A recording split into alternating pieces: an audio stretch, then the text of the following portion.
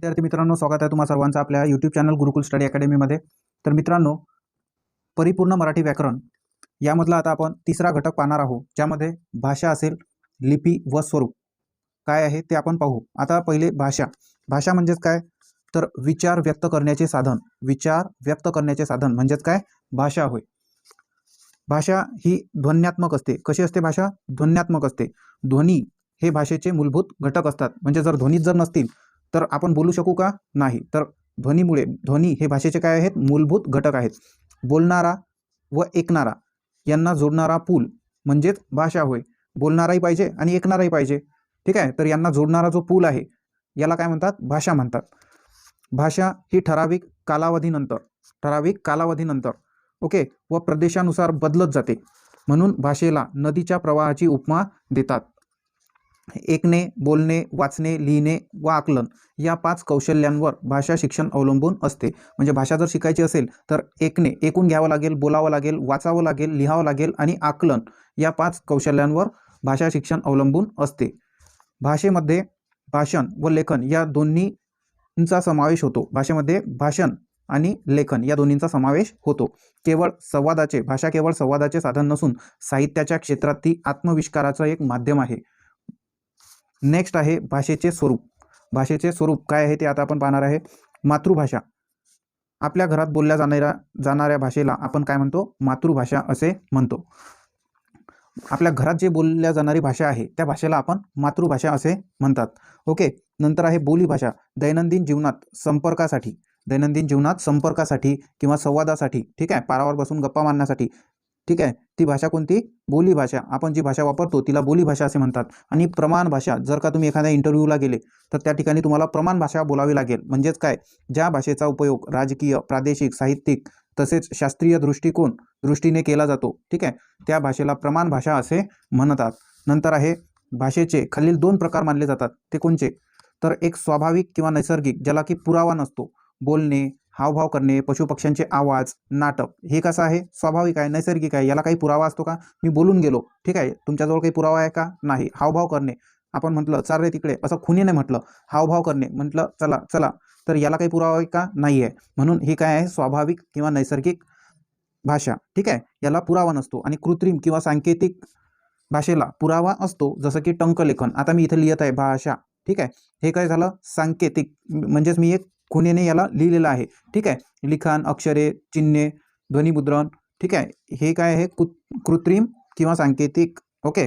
हा एक भाषेचा प्रकार आहे, ठीक आहे. तर अशा प्रकारे 2 प्रकार भाषेचे मानले जातात. एक स्वाभाविक किंवा नैसर्गिक, आणि दुसरा आहे कृत्रिम किंवा सांकेतिक, ठीक आहे. नंतर आहे उगमस्थान. मराठी भाषा संस्कृत व प्राकृत या भाषांपासून विकसित झाली आहे असे मानले जाते, ठीक आहे. कोणत्या भाषेपासून? संस्कृत व प्राकृत या भाषेपासून मराठी भाषा ही विकसित झाली आहे. नंतर भाषा हा शब्द संस्कृतमधील भाष या धातूपासून झाला आहे. भाषा हा शब्द जो आहे संस्कृतमधील भाष या धातूपासून तयार झाला आहे. याचा अर्थ जो आहे बोलणे असा होतो. नंतर आहे लिपी. लिपी म्हणजेच काय? लिपी हा शब्द लिंपणे या शब्दावरूनच रूढ झाला असून आपण ज्या खुणांनी लेखन करतो त्याला लिपी असे म्हणतात. काय म्हणतात? लिपी असे म्हणतात. मराठी भाषेची लिपी देवनागरी असून ती डावीकडून उजवीकडे लिहितात. कशी लिहितात? डावीकडून उजवीकडे लिहितात. जर हे एक पेज असेल तर इकडनं इकडे स्टार्ट करतात, म्हणजे डावीकडून उजवीकडे लिहितात. मराठी भाषेला प्राकृत, महारठी, देशी, मराठी ही वेगवेगळ्या काळातील नावे आहेत. नंतर मराठी, गुजराती, संस्कृत, हिंदी, बंगाली व पाली या भाषांची लिपी ही देवनागरी आहे, ठीक आहे. ह्या भाषा आहेत. लिपीच्या शोधाने लेखन शक्य झाले. लिपीत जर नसती तर लेखन करू शकलो असतो का आपण? नाही, ठीक आहे. म्हणून लिपीच्या शोधाने काय झालं? लेखन शक्य झालं, म्हणजे आपण लिहू शकतो. देवनागरी लिपीतील अक्षरांवर जी आडवी रेषा मारतात तिला शिरोरेषा असं म्हणतात. खूप महत्त्वाचं आहे, ठीक आहे. ज्याला की काही लोक जे आहेत हे म्हणतात टोपी घाल त्याला, तर टोपी नाही, ती काय असते? शिरोरेषा असते, ठीक आहे. नंतर दक्षिण भारतातील भाषा द्रविडियन गटातील असून त्यांना अभिजात किंवा मूळ भाषांचा दर्जा आहे, ठीक आहे, द्रविडियन भाषांना. नंतर सर्वात महत्त्वाचं आहे की यावरती एका मार्कासाठी प्रश्न हा विचारला जातो, ठीक आहे. काय आहे? संस्कृत धातूपासून तयार झालेला जो मराठी शब्द आहे हा कोणकोणते आहेत? भाषा हा शब्द तयार झाला, लिपपासून लिंपणे हा तयार झाला, आणि लिखपासून लिखाण हा शब्द तयार झालेला आहे. तर काही आपल्याला महत्त्वाच्या प्राचीन लिपी यामध्ये दिलेल्या आहेत. पहिला आहे ब्राह्मी लिपी. भारतातील एक अत्यंत प्राचीन व महत्त्वाची लिपी आहे. भारतातील सर्व लिपींची जननी मानली जाते. कोणती लिपी? ब्राह्मी लिपी. साक्षात ब्रह्मदेवाने ही लिपी शोधली म्हणून तिचे नाव ब्राह्मी लिपी असे पडले, अशी विचारधारा आहे. परंतु याबाबत विद्वानांमध्ये मतभेद आहेत. ठीक आहे. नंतर आहे खरोष्टी लिपी. खरोष्टी लिपी ही लिपी गांधारी लिपी या नावाने सुद्धा ओळखली जाते. कोणती लिपी? खरोष्टी लिपी. कोणा नावाने? गांधारी लिपी या नावाने सुद्धा ओळखली जाते. या लिपीचा प्रयोग 3ऱ्या शतकापर्यंत प्रामुख्याने आशिया खंडात केला गेला. कुशाण काळात भारतात या लिपीचा प्रामुख्याने उपयोग केला गेला. बौद्ध लेखात खरोष्टी लिपीचा प्रामुख्याने उल्लेख सुरुवातीपासूनच येतो. नंतर नेक्स्ट आहे देवनागरी लिपी. ही लिपी प्रामुख्याने आर्यांची लिपी मानली जाते. आर्य स्वतःला देव मानत. काय मानत? देव मानत. कोण? आर्य. ते नगरात राहत. यावरून नगरात राहणाऱ्या देवांची लिपी म्हणून या लिपीला देवनागरी लिपी असे म्हणतात. देवनागरी लिपीला बाळबोध लिपी असे सुद्धा नाव आहे. प्रत्येक ध्वनीला स्वतंत्र चिन्ह असल्याने देवनागरी लिपी परिपूर्ण लिपी मानतात. ओके. नेक्स्ट आहे मोडी लिपी. मोडी लिपी म्हणजेच काय मित्रांनो? मराठी देवनागरी लिपी काही काळ मुरड घालून लिहिण्याची पद्धत होती. म्हणजे असंच अशा प्रकारे. ठीक आहे. तर मुरड घालून लिहिण्याची पद्धत होती म्हणून तिला मोडी लिपी असे म्हणतात. ओके. मोडी लिपीला धावलिपी असे सुद्धा म्हणतात. जसं की करशू काढतात आताचे पोरं. ठीक आहे. तशा प्रकारे. नंतर मराठी व्याकरणावरील काही निवडक पुस्तके. ठीक आहे. कोणी कोणतं पुस्तक लिहिलं त्याची आपण एक माहिती घेऊ. विल्यम कॅरी यांनी कोणतं पुस्तक लिहिलं? The grammar of Maratha language 1805 मध्ये. नंतर गंगाधर शास्त्री फडके यांनी महाराष्ट्र भाषेचे व्याकरण हे 1836 मध्ये लिहिलं. नंतर दादोबा पांडुरंग तळखडकर पाणिनी. ओके. महाराष्ट्र भाषेचे व्याकरण हे पुस्तक त्यांनी 1836 मध्ये लिहिलं. नंतर मोरो केशव दामले यांनी शास्त्रीय मराठी व्याकरण हे पुस्तक लिहिलं 1911 मध्ये. नंतर म.पा. सबनीस यांनी आधुनिक मराठीचे उच्चतर व्याकरण हे पुस्तक लिहिलं.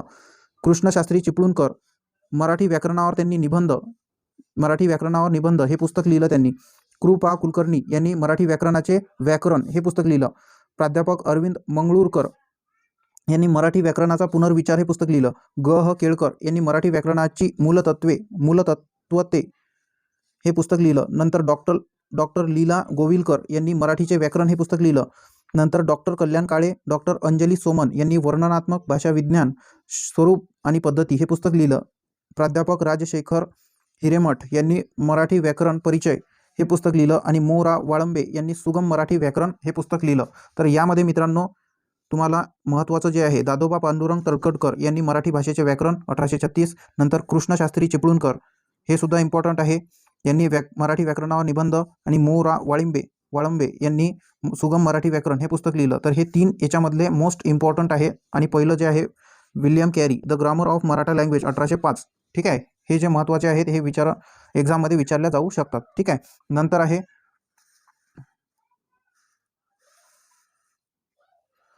मराठी भाषेचे पाणिनी हे कोणाला म्हटलं जातं? तर दादोबा पांडुरंग तळखडकर.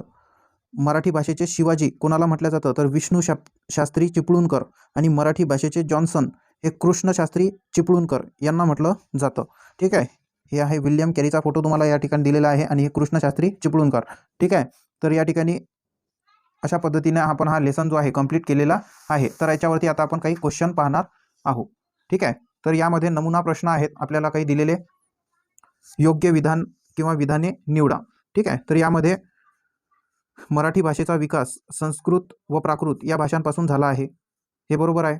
विचार व्यक्त करण्याचे साधन म्हणजे भाषा होय. बरोबर आहे. बोलणे, हावभाव, नाटक ही नैसर्गिक भाषा आहे. बरोबर आहे.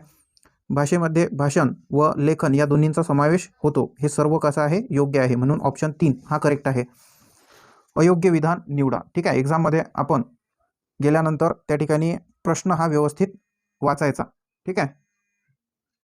तर अयोग्य विधान निवडा. देवनागरी लिपी ही उजवीकडून डावीकडे लिहितात. बरोबर आहे की चूक आहे? तर हे एकदम रॉंग आहे. ठीक आहे. चुकीचं विधान आहे. देवनागरी लिपी ही डावीकडून उजवीकडे लिहित असतात. ठीक आहे. त्यामुळे हे उत्तर आपलं होईल. ठीक आहे. तर एक्झाममध्ये असं करू नका. आपल्याला एक चुकीचं दिसलं तर डायरेक्ट उत्तर द्यायचं. ठीक आहे. आधी पूर्ण जे ऑप्शन आहेत हे रीड करून घ्यायचे. लिपीच्या शोधाने लेखन शक्य झाले आहे. बरोबर आहे. नंतर आपण ज्या खुणांनी लेखन करतो त्याला लिपी असे म्हणतात. हे सुद्धा राईट आहे. नंतर मोडी लिपी म्हणजे पाय मोडून लिहिण्याची पद्धत. हे सुद्धा बरोबर आहे. म्हणजे 3 हे विधानं जे आहेत हे आपल्याला योग्य दिलेले आहेत. आणि त्यामधलं पहिलं जे आहे हेच एक अयोग्य आहे. म्हणून आपलं उत्तर आहे अ. ठीक आहे. नंतर आहे आधुनिक मराठी व्याकरणावरील पुस्तक व त्यांचे लेखक यांच्या योग्य जुळ्या जुळवा. तर विल्यम कॅरी यांनी the grammar of Maratha language हे पुस्तक लिहिलेलं आहे. दादोबा पांडुरंग तरखडकर यांनी महाराष्ट्र भाषेचे व्याकरण लिहिलेलं आहे. नंतर मोरो केशव दामले यांनी शास्त्रीय मराठी व्याकरण हे पुस्तक लिहिलेलं आहे. आणि मोरा वाळिंबे यांनी सुगम मराठी व्याकरण हे लिहिलेलं आहे. म्हणजेच 4 3 2 1 हा सिक्वेन्स कुठं पाहायला मिळतो आपल्याला? ऑप्शन नंबर 2 मध्ये 4 3 2 1. ओके. अचं 4, बचं 3, कचं 2 आणि डचं 1. नंतर आहे क्वेश्चन नंबर 4. तर यामध्ये अयोग्य जोडी ओळखा. अयोग्य जोडी, ठीक आहे. भाषपासून भाषा हा शब्द तयार झाला, लिपपासून लिपणे आणि लिखपासून लिखाण. तर हे सर्व योग्य आहेत. अयोग्य जोडी कोणतीच नाही आहे, ठीक आहे. तर यामध्ये क्वेश्चन नंबर 5 आहे, म्हणजे 5वा क्वेश्चन नंबर 5. मराठी भाषेचे पाणिनी कोणाला म्हणतात? तर दादोबा पांडुरंग तरखडकर यांना मराठी भाषेचे पाणिनी असं म्हणतात. मराठी भाषेचे शिवाजी म्हणून कोणास ओळखले जाते? मराठी भाषेचे शिवाजी विष्णू शास्त्री चिपळूणकर यांना ओळखलं जाते. ओके. लिपीचा शोध लागल्याने आपल्याला काय शक्य झाले? तर लेखन शक्य झाले, ठीक आहे. लिपी नसती तर लिहिता आलं नसतं. भाषा म्हणजे विचार व्यक्त करण्याचे साधन होय. भाषा म्हणजे बोलणे होते का? नाही. लिहिणे होते का? नाही. संभाषणाची कला होते का? नाही. तर भाषा म्हणजे विचार व्यक्त करण्याचे साधन आहे. विचार व्यक्त करण्यासाठी मानवाला मिळालेले मुख्य साधन कोणते? तर काय आहे? भाषा आहे, ठीक आहे. भाषा, तुम्हाला कोणती भाषा येते त्यावरून तुम्ही किती विद्वान आहात, ठीक आहे, हे समजत नाही. तर भाषा हे काय आहे? एखादं विचार व्यक्त करण्याचं साधन आहे. तुमचे विचार तुम्ही मांडू शकता, ठीक आहे, भाषेमुळे.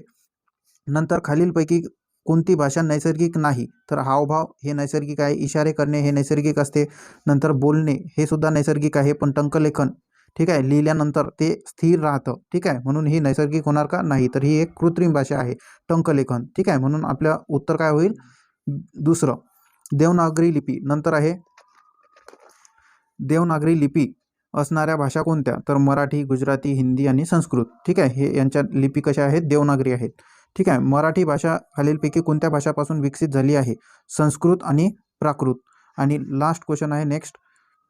भाषा हा शब्द संस्कृतमधील भाष या धातूपासून आला आहे, ठीक आहे. तर यामध्ये सुद्धा काही क्वेश्चन आहेत अजून, ते सुद्धा आपण करू. लिपी म्हणजे काय? तर लिपी म्हणजे आपण ज्या खुणांनी लिखाण करतो त्याला लिपी असे म्हणतात. नंतर नेक्स्ट आहे, खालीलपैकी कोणत्या भाषेची लिपी देवनागरी नाही? तर संस्कृतची आहे, मराठीची आहे, ठीक आहे, हिंदीची सुद्धा आहे आणि उर्दूची आहे का? नाही. तर उर्दू ही उजवीकडून डावीकडे लिहितात, ठीक आहे, म्हणून ही लिपी देवनागरी आपण मानत नाही. ओके. नेक्स्ट आहे, काही काळ मराठी भाषेला मुरड घालून लिहिण्याची पद्धत अस्तित्वात होती, तिला आपण काय म्हणतो? मोडी लिपी असं म्हणतो, ठीक आहे. नंतर पर्यायी उत्तरातून योग्य ते पर्यायी उत्तर शोधा. भाषा नदीच्या प्रवाहाप्रमाणे असते, कारण काय आहे? भाषेमध्ये बदल होत जातात, ठीक आहे, म्हणून त्याला नदीच्या प्रवाहाची उपमा असे दिलेली आहे. भाषा ही केवळ संवादाचेच माध्यम नाही, तर साहित्याच्या संदर्भात ती आत्माविष्काराचे सर्वश्रेष्ठ माध्यम आहे. ओके. तर हे संपूर्ण विधान जे आहे ते काय आहे? बरोबर आहे. डिपार्टमेंटल जे PSI आहे 2016 विचारलेला प्रश्न आहे, भाषा ही केवळ संवादाचेच माध्यम नाही, तर साहित्याच्या संदर्भात ती आत्माविष्काराचे सर्वश्रेष्ठ माध्यम आहे.